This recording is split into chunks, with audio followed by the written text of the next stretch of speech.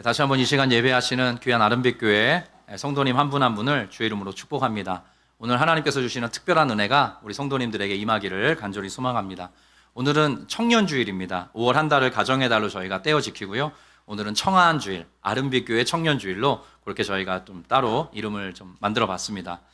그래서 제가 청년을 주제로 한 그런 주제 설교를 오늘 좀 준비했는데요. 성경을 이렇게 절반쯤 탁 하고 펼쳐보면 아마도 시편이 딱 이렇게 펼쳐질 겁니다. 실제로 성경 전체의 한 중간쯤에 위치해요. 분량상. 그리고 시편이 총 150편이어서 분량이 참 많습니다. 그래서 성경을 딱 열면 절반 정도 이제 시편이 이렇게 걸쳐 있어요. 근데 우리가 읽은 시편 119편은 특징이 있습니다. 성경 전체에서 가장 긴 장입니다. 절수가 176절이나 돼요. 그래서 어마어마하게 길죠. 그래서 이렇게 왜 이렇게 긴가? 제가 좀 이따 설명을 해드릴게요. 근데 가장 또 짧은 장도 근처에 있어요. 시편 117편은 두 절입니다. 두 절짜리 성경에서 가장 짧은 장과 또 176절짜리 성경에서 가장 긴 장이 이렇게 좀 이웃해 있다. 이렇게 볼 수 있습니다. 근데 이게 왜 176절이나 되냐면요. 우리식으로 말하면 이제 이런 겁니다. 우리 한글에 이제 자음이 있지 않습니까? 기역, 니은, 디귿, 리을 이렇게 쭉 가는데 기역으로 시작하는 절을 8개, 니은으로 시작하는 절을 8개, 디귿으로 시작하는 8개 이런 식으로 만든 겁니다. 그래서 히브리어 알파벳이 총 22개거든요. 그래서 예를 들면 우리로 말하면 기역으로 시작하는 거 8개 만들다 보니까 22 곱하기 8을 한 겁니다. 그래서 176절이 된 거예요. 성경에서 가장 긴 절이 됐고요. 오늘 우리가 읽은 말씀은 이제 히브리어 알파벳 두 번째입니다. 베트로 시작되는 그 8절 중에 한 단락을 저희가 읽은 것입니다. 그래서 9절, 11절뿐만 아니라 9절부터 16절 전체가 다 히브리어 베트로 그 똑같은 자음으로 시작된다는 거 먼저 말씀을 드립니다. 그래서 좀 이렇게 고도의 문학적인 구조를 갖고 있는 시편이다 생각해 주시면 좋을 것 같아요. 근데 분량이 상당히 길어요. 그래서 사실 하루에 읽기가 좀 어렵습니다. 176절이 읽기가 어려워요. 양도 많지만 또 어려운 게 뭐냐면 이게 가만 보면 똑같은 내용을 반복하는 것 같이 보여요. 어떤 내용이 반복적으로 등장하냐면 매우 지루할 정도로 하나님의 말씀에 대해서 강조를 해요. 근데 하나님의 말씀이라고만 모든 절에 나오면 조금 우리 청자들, 독자들도 좀 지루할 수 있어서 그런지 하나님의 말씀이라는 표현을 각각 다르게 합니다. 어떻게 나오냐면 하나님의 말씀이라고도 나오고 계명이라고도 나오고 율법이라고도 나오고 규례, 주례도, 법도, 증거 이런 다양한 표현들을 활용하여서 하나님의 말씀에 집중하도록 하나님의 말씀을 더욱더 주목하도록 우리 이 책을 읽는 이 성경 말씀을 대하는 성도들을 이렇게 이끌어갑니다. 그래서 계속 하나님의 말씀에 대해서 반복하고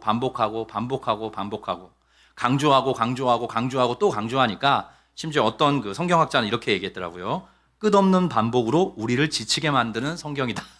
이 시편 119편에 대해서 한번 읽어보세요. 그러면 이게 아까 했던 말 같은데 이런 게 계속 등장해요. 근데 그만큼 하나님의 말씀의 중요성, 하나님의 말씀에 어떻게 우리가 있다 살아가야 되는지 그것에 대해서 강조하는 말씀이다. 우리가 이렇게 생각해 볼 수 있습니다. 여러 성도님들이 잘 아는 말씀도 여기 119편에 있어요. 한 번쯤 들어보셨을 말씀인데 주의 말씀은 내 발에 등이요 내 길에 빛이니이다. 그것도 시편 119편에 나오는 말씀이에요. 하나님의 말씀에 대한 강조가 또 그렇게 묘사되고 있는 거죠. 저는 제 자신을 위해서 기도할 때는 물론이고 제가 이제 마주에서 대하는 우리 청년들을 위해서 기도할 때나 또 우리 장년 성도님들의 이제 자녀들이죠. 청년 또래의 이제 자녀들을 둔 우리 성도님의 가정을 위해서 기도할 때나 이 말씀을 자주 암송합니다. 청년이 무엇으로 그의 행실을 깨끗게 하리이까? 주의 말씀만 지킬 따름이니이다. 내가 주께 범죄하지 아니하려 하여 주의 말씀을 내 마음에 두었나이다. 이 말씀을 암송하면서 기도하고요. 그 말씀대로 살아갈 수 있도록 인도해 달라고 하나님의 은혜를 구하곤 합니다. 제가 부교육자로 섬겼던 시간이 대략 한 14년 정도 되더라고요. 다 합치면. 근데 그중에 거의 분당 우리 교회 중간에 1년 정도 있었으니까요. 그때 2013년에 1년 정도 분당 우리 교회 섬겼거든요. 그때를 제외하고는 대부분의 시간을 정말 청년들하고 함께 호흡하면서 그 기간을 보냈습니다. 근데 하나님께서 저에게 왜 이렇게 긴 청년 사역자의 시간을 허락해 주셨나? 사실 저에게는 그게 늘 물음이었어요. 왜냐하면 제가 우리 청년들 이렇게 오늘도 특송한 우리 귀한 청년들 앞에 서면 이렇게 어떤 의미에서는 좀 떳떳하지 못한 그런 느낌을 받을 때가 있어요.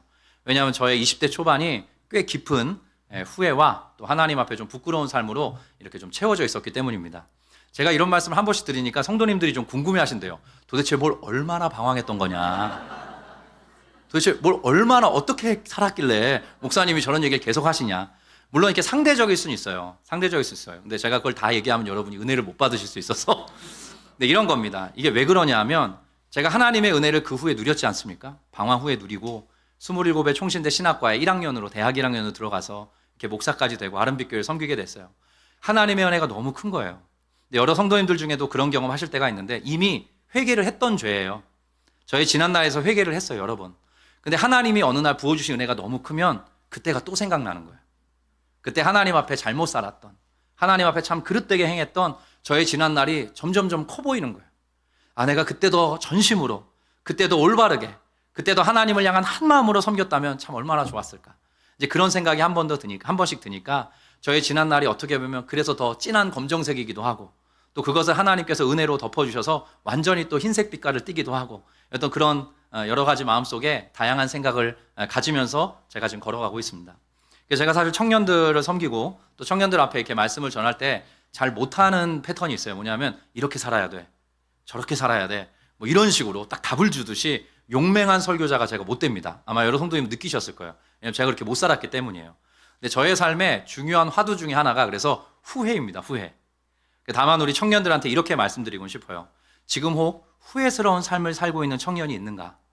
혹 지난날에 하나님 앞에 좀 부끄럽고 후회스러운 삶을 살았던 적이 있는 그런 청년들이 있는가? 근데 하나님은 이런 분이시라고. 내 삶에 그러하셨던 하나님께서 우리 그러한 청년 한 분 한 분에게 다시 한번 기회를 주시기를 원하시는 그런 분이시라고. 저는 이제 그런 식으로 청년들을 섬겼습니다. 당신의 후회, 당신의 좌절, 당신의 아픔, 당신의 슬픔 하나님이 다 하신다고. 근데 성경의 일관된 말씀을 보니까 그런 우리에게 하나님은 언제나 다시 한번 기회를 주시기를 원하시는 그런 멋진 분이시라고. 저는 이제 그런 식으로 청년들을 섬기면서 여기까지 오게 되었습니다.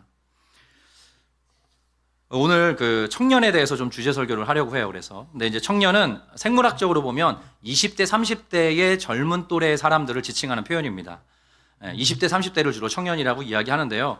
최근에 이제 여러 가지 사회 인구 구조의 변화가 찾아오고 있어요. 그래서 2020년에 정부에서 이 청년이 대단히 중요한 세대로 떠오르기 때문에 지금 1인 가구가 우리 전국에 2년 전 통계인가 한데 700만 정도 된대요. 700만 정도의 1인 가구가 있고 1인 가구가 점점점 늘어가고 4인 가구는 점점점 자취를 감추는 그런 묘한 사회 구조의 변화 속에 있습니다. 그래서 2020년에 우리 정부에서 청년 기본법이라는 걸 만듭니다. 청년 기본법이라는 걸 만드는데 이 법을 이제 청년들을 뭔가 도와주고 격려해주는 보호해주는 어떤 그런 법제도로 만드는데 여기서 이제 청년에 대한 개념이 조금씩 확대가 돼요. 어떻게 확대되냐 하면 그 법을 이제 지자체마다 적용을 할 때 45세까지를 보기도 합니다. 어떤 법은 35세, 어떤 법은 39세, 어떤 법은 45세, 심지어 어떤 법은 49세까지 청년이라는 이름으로 혜택을 받을 수 있도록 보호를 받을 수 있도록 법제도가 그렇게 지금 정비가 되고 있는 거예요. 그러니까 이제 여러 가지 사회 구조적인 변화 속에서 또 1인 가구의 증가 속에서 이 청년이라는 말이 기존에 뭐 20대 한 30대 초반까지를 지칭하는 표현이었다면 그게 조금씩 더 확대되고 늘어나는 그런 추세에 있다. 우리가 이렇게 생각해 볼 수 있습니다. 근데 성경이 말하는 청년의 개념은 두 가지가 합쳐진 개념이에요. 첫 번째는 우리가 흔히 알고 있듯이 20, 30대의 젊은이를 지칭하는 표현이 맞습니다. 그걸 성경에서도 청년이라 그런 젊은이들을 청년이라고 말을 해요. 그런데 또 하나의 중요한 성경이 갖고 있는 청년에 대한 개념이 있어요. 이 개념은 우리 모든 이 시간 예배하는 성도님들에게 해당이 됩니다. 이런 의미예요. 청년은 누구인가? 성경이 말하는 청년은 하나님 나라의 일을 위해 부름받은 모든 이들을 뜻합니다. 하나님 나라의 유익을 위해서, 하나님 나라의 일을 위해서 부름받은 모든 사람들은 하나님의 청년이다. 성경이 그렇게 이야기하고 있어요. 대표적인 한 사람만 거론하겠습니다. 여러분이 잘 아시는 갈렙이라는 인물이에요.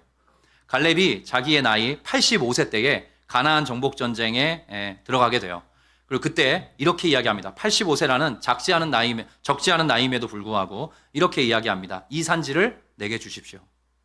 이 산지를 내게 주십시오. 그리고 하나님의 약속의 근거에서 내가 그 방향으로 그 표대를 향하여 내가 달려가기를 원합니다.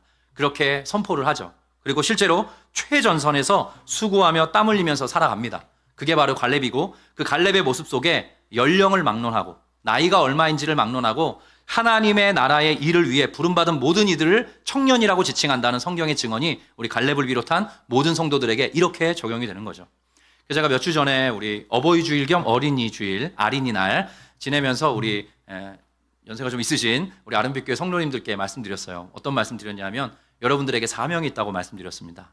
어떤 사명이냐면 여러분의 삶을 우리 젊은 세대가 기억할 것입니다. 우리 믿음의 선배님들의 삶의 모습을 우리가 추억하게 될 거예요. 여러분의 삶을 통해서 하나님의 능력과 하나님의 힘이 후대에게 장래의 모든 사람에게 전해지기까지 나를 버리지 말아 달라고 했던 다윗의 고백이 우리 모든 믿음의 선배님들의 삶에 응하기를 주의 이름으로 축복합니다. 그런 말씀을 제가 드렸습니다. 그런 방식으로 살아가는 거죠. 그래서 어찌 보면 제가 사실 청년을 대상으로 한 설교를 오늘 준비한 거거든요. 여기 계신 모든 분들은 어떤 의미에서 하나님의 청년입니다. 아멘이세요? 네, 정말 아멘 하셔야 됩니다. 우리 한 분 한 분에게 하나님이 여러분을 지금 이 자리에 머물게 하셨다면 이유가 있는 것입니다. 그 사명을 발견하시는 은혜가 있으셨으면 좋겠어요. 그것을 발견하고 나를 위치시키신 그 자리에서 내 모든 인생의 스토리와 나의 성격과 기질과 성향과 모든 환경들을 아울러서 하나님 주신 모든 자원들을 사용하여서 하나님의 그 사명에 입각하여 내 삶을 살아드린다면 누구나 어떤 나이를 떠나서 모든 성도들은 하나님의 청년으로 살아가게 되는 것이죠. 사무엘 울만이라는 사람이 쓴 청춘이라는 시가 있습니다. 근데 이 시가 꽤 유명해요. 그래서 예전에 그 고도원의 아침 편지라는 그 매일마다 이렇게 은혜로운 글귀로 우리를 이렇게 북돋아주었던 그 책에도 요 내용이 소개가 되어 있더라고요. 근데 이 사무엘 울만이라는 사람이 청춘이라는 시를 썼는데 78세에 썼다고 합니다. 그래서 그 한 대목을 가져왔어요. 자막을 좀 부탁드리고요. 청춘이란 인생의 어떤 기간이 아니라 마음가짐을 말한다. 장미의 용모, 붉은 입술, 나긋나긋한 손발이 아니라 씩씩한 의지, 풍부한 상상력, 불타오르는 정열을 가리킨다. 청춘이란 인생의 깊은 샘에 청신함, 신선함을 말한다. 청춘이란 두려움을 물리치는 용기, 안이한 마음을 뿌리치는 모험심을 의미한다. 때로 20세 청년보다도 70세 노인에게 청춘이 있다. 나이를 더해가는 것만으로 사람은 늙지 않는다. 이상을 잃어버릴 때 비로소 늙는다.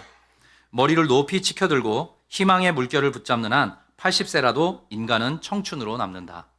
아멘하고 싶어지는 그런 식기가 아닌가 생각이 돼요. 우리식으로 정리하면 이렇습니다. 하나님의 은혜 안에서 하나님의 도우심 속에서 내게 부여된 사명을 발견하고 그 사명에 입각하여서 삶을 살아가는 것이죠. 그러한 사람은 영원한 청년으로 살아가게 되는 것입니다. 이 은혜가 비단 지금 예배하는 청년들뿐만 아니라 아름빛교회에 속한 모든 성도들에게 임하는 복이 있기를 주의 이름으로 축원드립니다.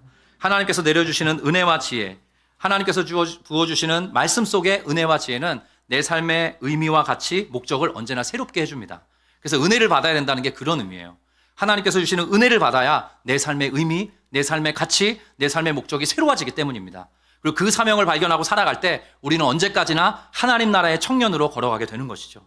이 은혜가 우리 모든 아름빛교회 성도님들께 꼭 있었으면 좋겠어요.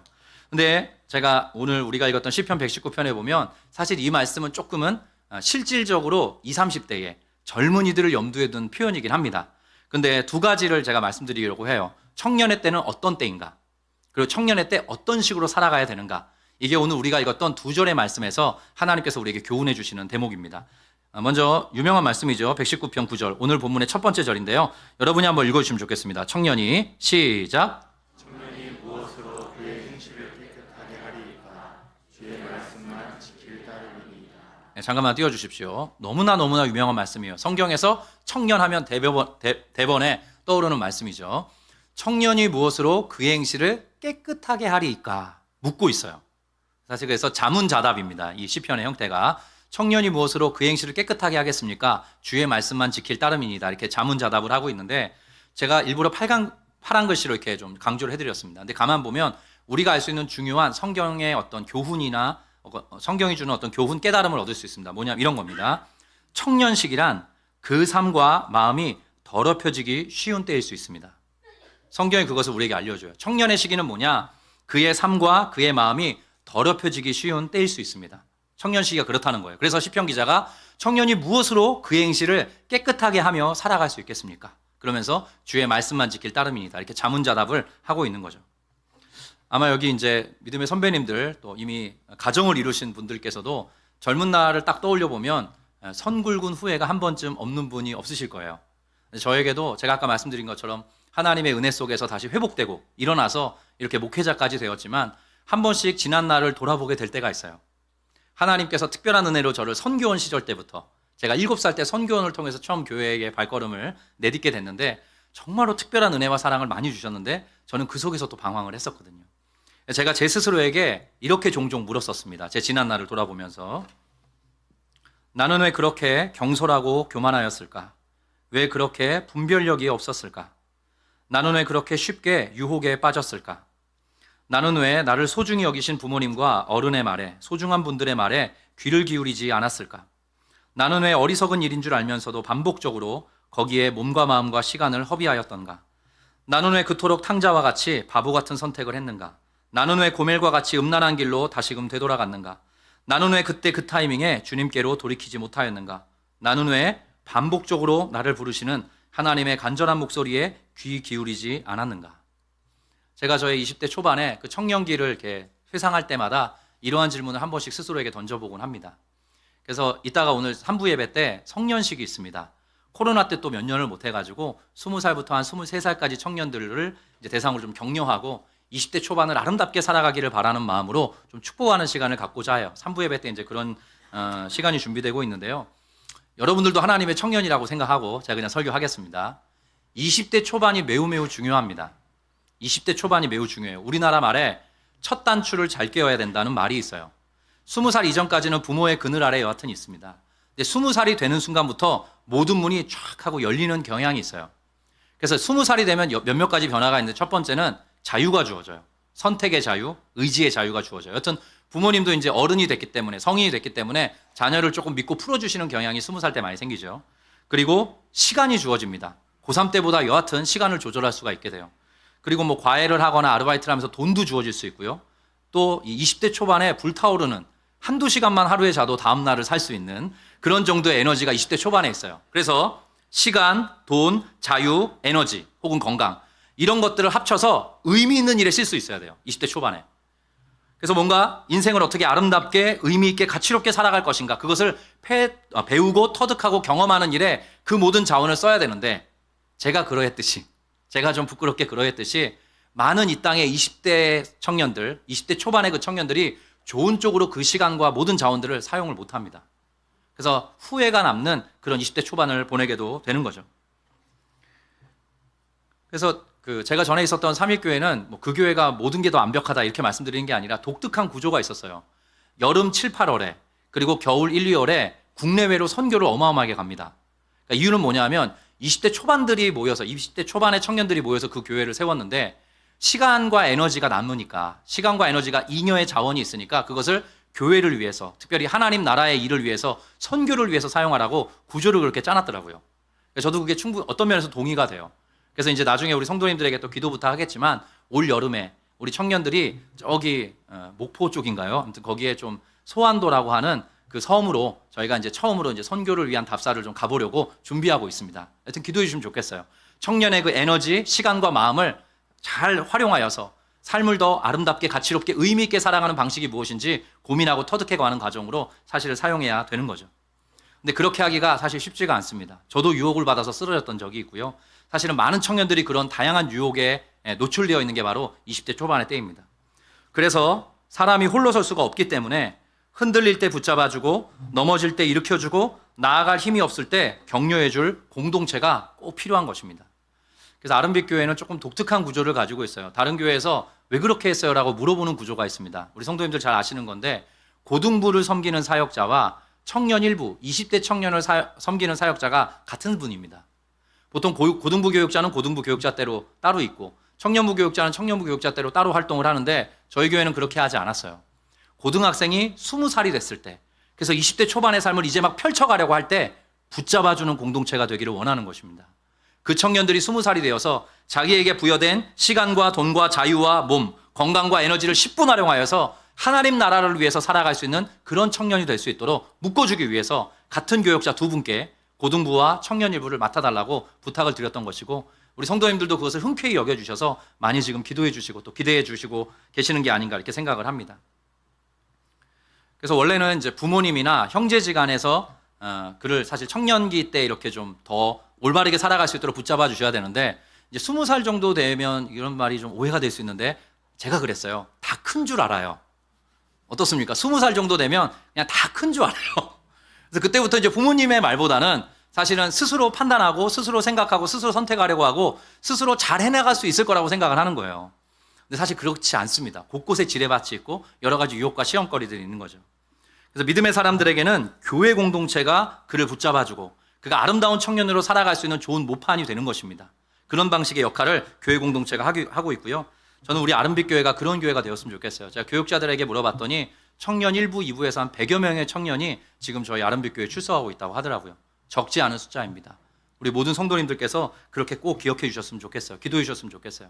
그 제가 우리 청년 사역자들에게 마음을 좀 나눴습니다. 어떤 마음이냐면 제가 지난 1년 좀 넘게 아름빛교회 이제 개척을 준비하고 담임 목사로 섬기면서 청년 교육자들과 이야기를 했는데 저희 지역 자체가 청년들이 잘 성장해서 우리가 이 청년들을 파송해야 되는 지역적 특성이 있더라고요. 때로 유학을 가기도 하고, 때로 서울로 취업을 하기도 하고, 때로 결혼을 해서 조금 더 서울에 가까운 곳에 나가서 살게 되기도 합니다. 그래서 우리 청년들을 잘 양육하고 격려하고 지지해서 하나님의 청년으로 잘 준비시켜서 세상에 파송하자. 자, 그러한 마음으로 우리 청년 교육자들과 함께 지금 꿈을 품고 섬겨가고 있습니다. 서로가 서로를 세워주고 준비시켜주는 그런 청년 공동체 될 수 있도록 우리 모든 아름빛교회 성도님들께서 기도해 주시면 좋을 것 같습니다. 때문에 다시 말씀드립니다. 20대 초반은 성경의 증언에 따르면 더럽혀지기 쉬운 그 삶과 그 마음이 더럽혀지기 쉬운 때입니다. 성경 기자도 그것을 알고 청년이 무엇으로 그 행실을 깨끗하게 하며 살아갈 수 있겠습니까? 묻고 있는 거죠. 그래서 되레 우리 공동체 안에서 우리 청년들에게 좀 부탁하고 싶은 말이 있어요. 그건 뭐냐면 이렇게 하지 말아야지 쪽이 아니라 어떻게 살아가야 더 아름답고 건강한 삶이 될까 고민하고 사유하는 그런 청년의 때를 꼭 보내셨으면 좋겠어요. 특별히 아름다운 인생은 무엇이고 아름다운 삶은 무엇이고 아름다운 일, 아름다운 사랑의 방식은 무엇인지 또 아름다운 관계는 무엇인지 이런 것들을 탐구하면서 또 사색하면서 그것을 가지고 교제하고 나누고 서로가 그러한 방식으로 살아갈 수 있도록 등을 두드려주면서 지지해주면서 그렇게 함께 세워져가는 귀한 우리 아름빛교회 청년 공동체가 되었으면 좋겠습니다. 자, 그래서 하나는 우리 청년의 때는 그렇게 흔들리기 쉬운 때다. 그것을 잡아주는 게 중요한 게 공동체 역할이다. 근데 개인적으로도 해야 될 일이 하나 있습니다. 그게 바로 오늘 시편 119편 9절과 11절에 잘 등장하고 있는데요. 두 절의 말씀 우리 성도님들이 한 번 더 읽어주시면 좋겠습니다. 청년이 시작. 청년이 무엇으로 그의 행실을 깨끗하게 하리까 주의 말씀만 지킬 따름이니이다. 내가 주께 범죄하지 아니하려 하여 주의 말씀을 내 마음에 두었나이다. 자, 두 가지를 이야기합니다. 주의 말씀만 지킬 따름이니이다. 그리고 주의 말씀을 내 마음에 두었나이다. 내가 주님께 범죄하면서 살고 싶지 않습니다.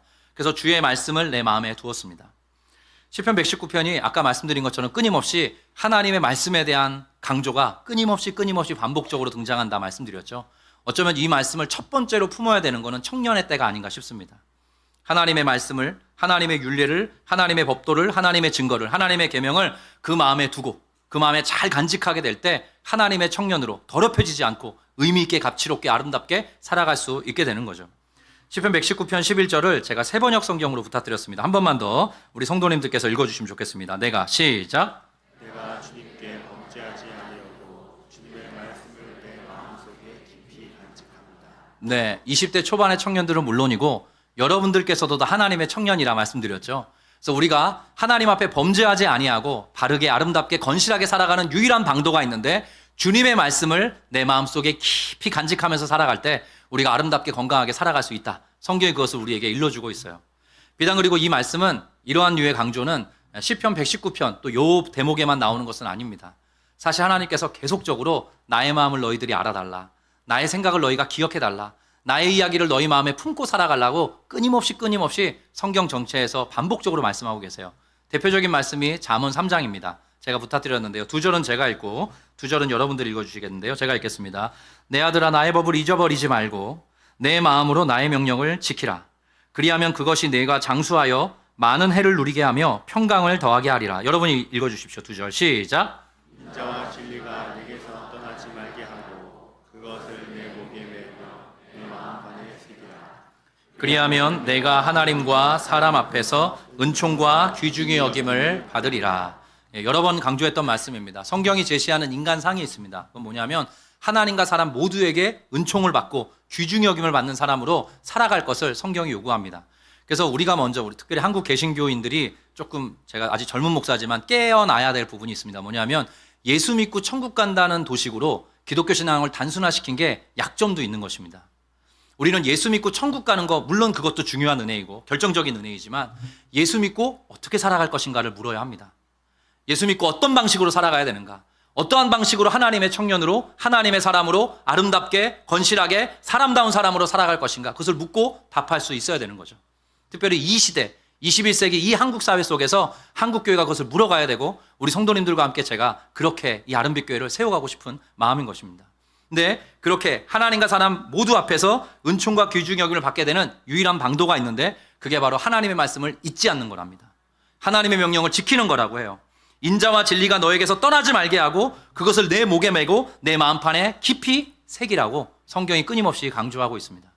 그리고 우리가 사실은 한 부류의 사람을 알고 있습니다. 이 말씀을 가장 먼저 들었던 이스라엘 백성들이에요. 하나님께서 이스라엘 백성들을 특별히 사랑하셨죠. 저와 여러분을 사랑하시듯이 특별히 사랑하셨습니다. 끊임없이 하나님의 마음과 하나님의 진리를 보여주시고 드러내주셨어요. 근데 이스라엘 백성이 이 하나님의 끊임없는 강조와 끊임없는 반복, 끊임없는 요청에 합당하게 반응하지 못했습니다. 그래서 그들은 하나님의 말씀을 마음에 두기보다 우상을 마음에 두고 스스로가 주인되어 행복하게 살아보려고 끊임없이 발버둥 쳤습니다. 그 끝이 구약 성경의 마지막인데요. 뭐냐면 남북 왕국의 멸망으로 안타깝게 끝이 나는 거죠.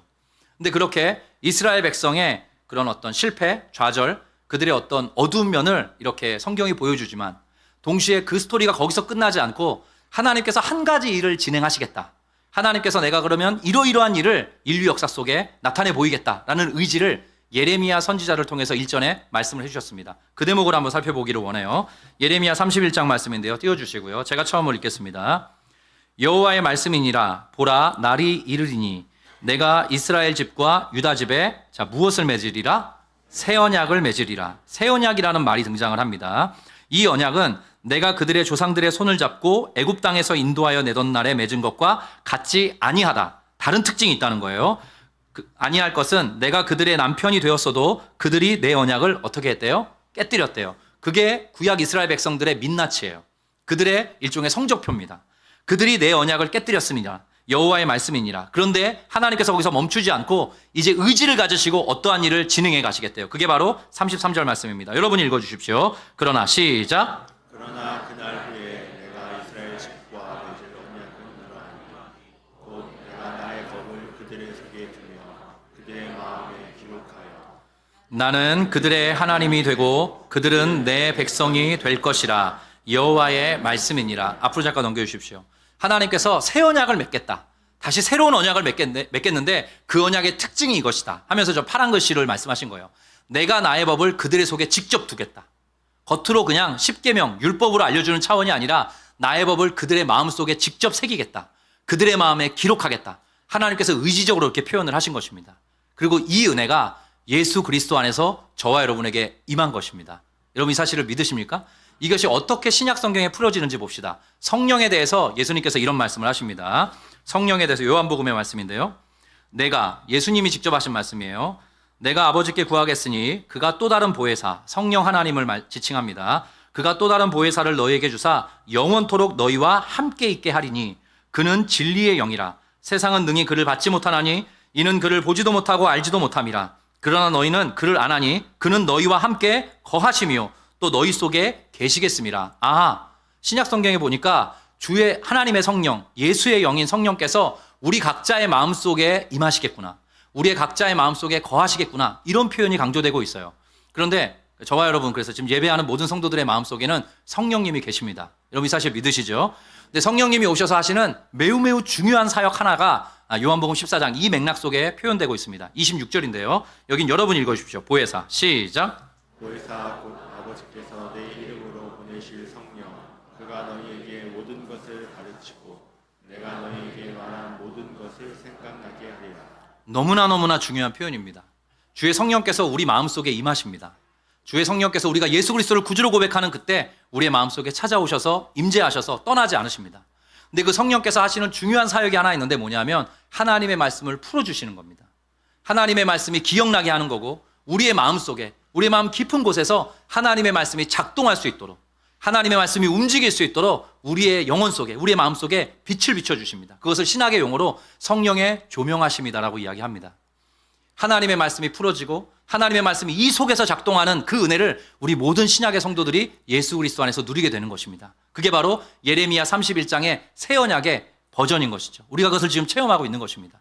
근데 여기까지 잘 따라오셨어요. 근데 이렇게 하나님의 성령께서 그 안에 계셔서 하나님의 말씀이 풀어지고 그 안에서 말씀이 깨달아지는 그런 은혜를 경험하는 사람들에게 뒤따르는 중요한 혜택이 하나 있다. 바로 뒷절에서 이렇게 소개하고 있습니다. 14장 27절인데요. 같이 한 목소리로 읽겠습니다. 시작. 평안을 너희에게 끼치노니 곧 나의 평안을 너희에게 주노라. 내가 너희에게 주는 것은 세상이 주는 것과 같이 아니하니라. 너희는 마음에 근심하지도 말고 두려워하지도 말라. 너무나 유명한 말씀이죠. 제가 여러 번 우리 성도님들께 강조해 드렸습니다. 예수께서 직접 주시겠다 말씀하시는 평안이 있습니다. 이 평안. 그래서 우리 모든 성도들이 그 평안을 누리면서 살아가고 있고 또 그 평안을 더욱더 사모해야만 합니다. 근데 그 평안은 신비로운 평안이긴 하지만 중요한 패턴이 있습니다. 우리의 마음속에 주님의 말씀이 다시 새겨질 때, 우리의 마음속에 주의 성령께서 주님의 말씀을 다시 깨닫게 해주실 때, 그때 비로소 경험되는 평안인 것입니다. 성령께서 오셔서 성령께서 우리 마음에 계시고 떠나지 아니하시고 우리의 마음속에서 때마다 시마다 하나님의 말씀을 다시 한번 일으켜 세워주실 때, 불러일으켜 주실 때 우리의 마음속에 놀라운 평안이 가득하게 될 것이다. 그것이 바로 성경이 우리에게 제시하는 가장 결정적인 축복입니다. 제가 이 말씀을 이렇게 힘주어 말씀드리는 이유가 있습니다. 지금 한국 사회 속에서 우리 청년들이 어찌 보면 가장 불안한 때를 살아가고 있는지 모르겠습니다. 아무리 노력해도 아무리 애써도 잘 살아가지 못할 것 같은 두려움에 휩싸여 있습니다. 그 실제로 그런 여러 가지 사회구조적인 이슈들을 우리가 여러 매거진을 통해서 또 시사의 정보들을 통해서 우리가 확인하고 있는 거죠. 불안할 것입니다. 여러 가지 염려와 걱정과 근심이 있을 것입니다. 그러나 우리 청년들에게 이 말씀이 유효한 것 되시기를 주의 이름으로 축복합니다. 정말로 주의 성령께서 그 마음 가운데 임하여 주시고 하나님의 말씀을 풀어주실 때에 그들이 예수께서 주시는 놀라운 평강으로 힘얻어서 하나님 나라의 일을 위해서 달려가는 하나님의 청년이 되기를 주의 이름으로 축복합니다. 또 이 자리에서 함께 예배하는 모든 성도들도 동일하게 하나님의 청년으로 부르심 받았습니다. 여러분의 삶에 주의 성령께서 풀어주시는 그 말씀 마음에 한자 한자 새겨가면서 하나님의 평강을 경험하면서 걸어가는 하나님의 사명자들 다 되시기를 주의 이름으로 간절히